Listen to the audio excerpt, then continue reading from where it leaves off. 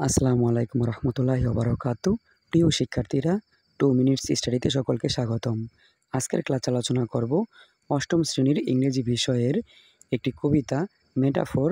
এই কবিতার সামারি নিয়ে, শর্ট সামারি নিয়েই আজকের ক্লাস।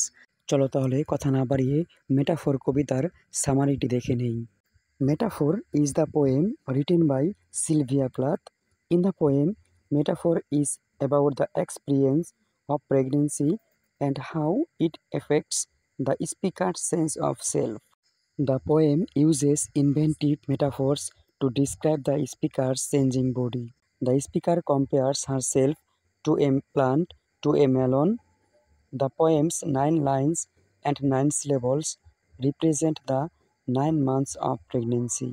কবিতাটি কবির 9 মাস প্রেগনেন্সির যে যাত্রা ছিল, সেই 9 মাস যাত্রার বিষয়টি তিনি এই মেটাফোর রূপ করতে ব্যবহার করেছেন। তার যে বডি চেঞ্জ হয়েছিল, মেলনের মতো হয়েছিল, প্লান্টের মতো হয়েছিল, এই বিষয়গুলোই কবি বোঝাতে চেয়েছেন এর রূপক অর্থে।